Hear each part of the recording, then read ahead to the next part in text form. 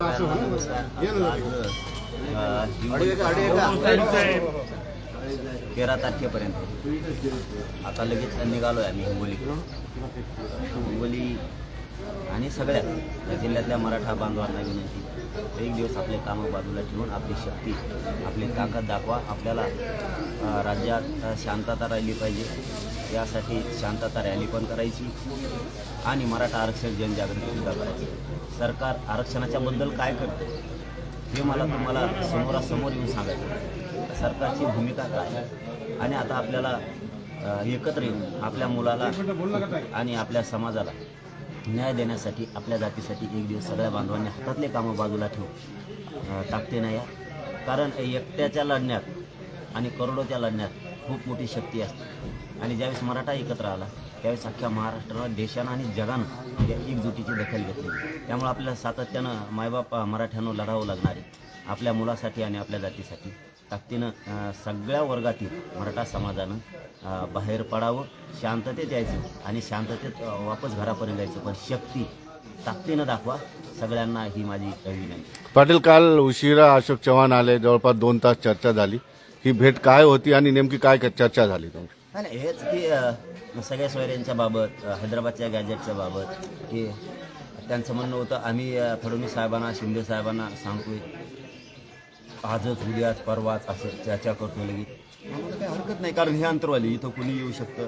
इथं हे मराठ्यांचं केंद्र असल्यामुळं इथं कोणाला येऊ नको असं म्हणता येत नाही आणि आल्या गेल्याशिवाय तरी कोणी प्रश्न कशी मार्गी लागणार आहेत.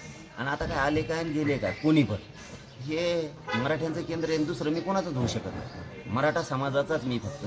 मी किती नेते आले, किती कोणी काय झालं, मी कृतीवर आणि अंमलबजावणीवर जास्त विश्वास ठेवतो. कारण हे आले सकारात्मक किंवा आश्वासन यापेक्षा समाजाला दिसतंय.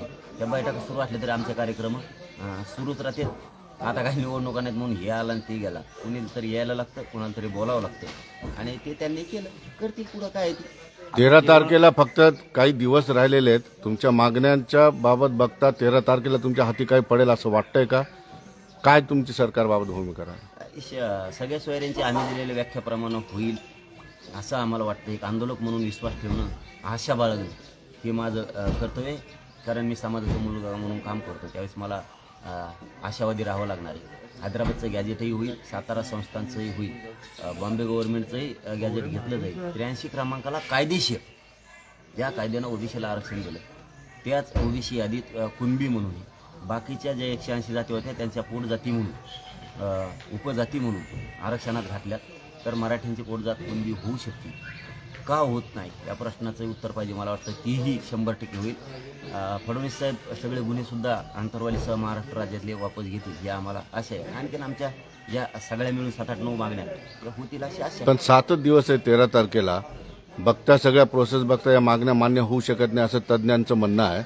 13 पर्यंत हाती काही नाही लागलं तर पुढचं पाऊल काय असणार? राजकीय इच्छाशक्ती जर असली, सरकारची जर इच्छा असेल तर 7 दिवस नाही, 2च घंट्यात सगळे निर्णय होऊ शकतात आणि ते बी कायदेशीर टिकणारे. तर इच्छाशक्ती त्यांची पाहिजे. पुढची दिशा तर आम्ही नंतर ठरवणार आहे 13 तारखेच्या नंतर, कारण हे 5 टप्पे होणार आहे. सगळ्या मराठा समाजाची बैठक घेतल्याशिवाय पुढचा निर्णय होणार नाही. पण एका गोष्टीवर आम्ही पहिल्यापासून ठाणे 288 उमेदवार उभा करायची का 288 पाडायची नाविलाज आहे आमचं.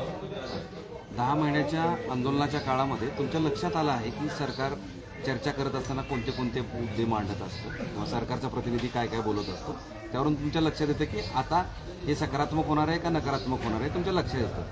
रात्रीच्या बैठकीमध्ये चर्चेमध्ये 2 तासाची चर्चा होती, त्याच्यामध्ये असं वाटलं का की येस कुछ तो अच्छा हो जाएगा? शंभूराजे साहेबांचा फोन त्याच्यामध्ये होता आणि त्यांनी जे एकूण सांगितलं सगळं, आत्तापर्यंत 5 पत्र आम्ही हैदराबादला दिले. त्यावेळेस विधानसभेमध्ये त्यांनी सांगितलं होतं राजे साहेबांनी की 3 दिले. असं वाटतंय की स्पीडनं काम करतायत ते असं वाटतंय, कारण रात्री फोन शंभूराजे साहेबांचा होता आणि ती काम करण्याची पद्धत, त्यामुळे तर आम्ही समाजाने त्यांना वेळ दिला ना. होईल असं तर वाटतं, कारण एक बघा आंदोलक म्हणल्याच्या नंतर आम्हाला आशा ठेवावी लागणारी, विश्वास ठेवावा लागणार नाही तर आम्ही लढायला कुठं कमी येतो. आमचं चालूच आहे ना, शांततेत चालू आहे. शांतता मराठा आरक्षण जनजागृती आम्ही सुरू केली आज हिंगोलीपासून आहे. आता हिंगोलीला निघालोय. मराठा ताकदीनं एकत्र येणार. थोडंफार कमी होणारच आहे, कारण कामाचे दिवस आहेत, विठुरायाची वारी पण आहे.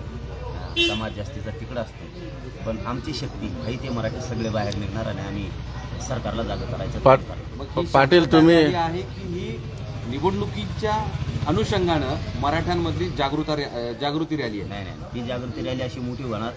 हां, तुम्ही नुसती बघा.